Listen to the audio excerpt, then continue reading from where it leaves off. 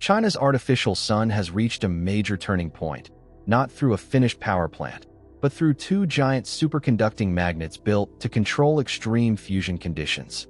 In this video, we will explore how these magnets could shape the next phase of fusion energy, why China calls this a full localization milestone, and what it means for future clean power. China's first major achievement is the successful testing of a giant toroidal field superconducting magnet, one of the most important parts of a future fusion reactor. This magnet is not a small laboratory device.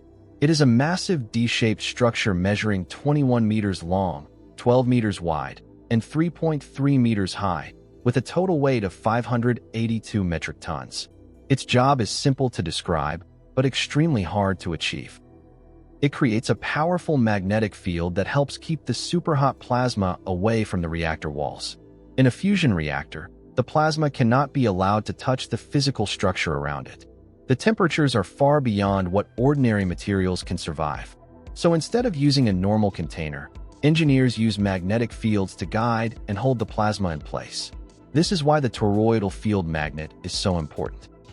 It acts like an invisible magnetic cage, wrapping around the reactor and helping the plasma stay inside the vacuum chamber without losing control. What makes this Chinese magnet special is its scale and performance. According to official reports, it is 1.3 times larger in volume than the equivalent toroidal field magnet developed for ITER, the major international fusion project in France. It also has 3 times the energy storage capacity of that comparable magnet. That is why Chinese researchers describe it as the world's largest fusion reactor superconducting magnet so far. The plan is not to use one magnet alone. In future reactor assembly, 16 toroidal field magnets would be arranged together to create a complete toroidal magnetic field. Reports say this system is designed to generate 6.5 Tesla at the plasma center. That is a serious engineering target, because fusion is not just about reaching extreme temperatures. It is about building a system that can keep plasma stable under intense conditions. The second major achievement is the successful full-condition testing of the high-temperature superconducting central solenoid coil. If the toroidal field magnet is the magnetic cage, this central solenoid is the system that helps start and guide the plasma current. It does not simply sit in the reactor as another large component. It plays a central role in turning the machine from a metal structure into a controlled fusion environment. The central solenoid helps induce plasma current, drive that current, and adjust the magnetic configuration during operation. In easier words, it helps the reactor begin the plasma process and then keeps helping the machine shape and manage that plasma. This is important because plasma is not still or quiet. It reacts to changes in magnetic fields, current, pressure, and temperature. So future fusion reactors need control systems that can respond with precision. The tested coil reportedly carried a stable current of 60 kiloamperes and stored 6.03 megajoules of energy.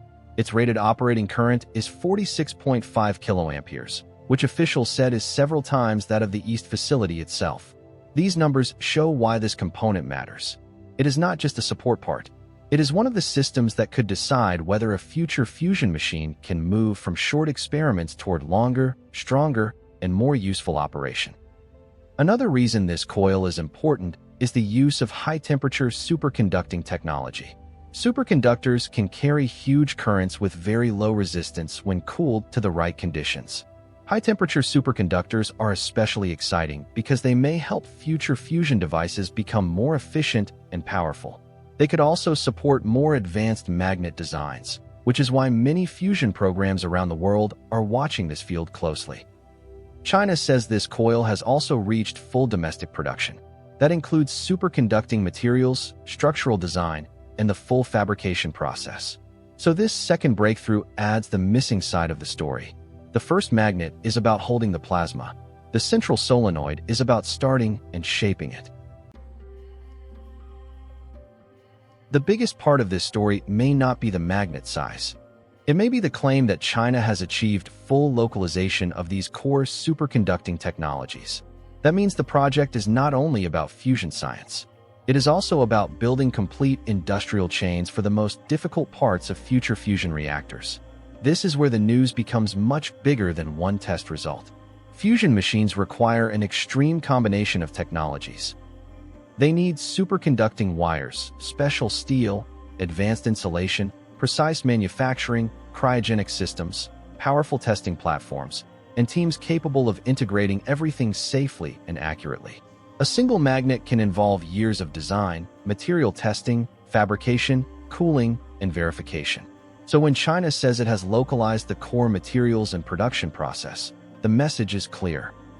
It wants to reduce dependence on outside suppliers and build a long-term fusion industry at home.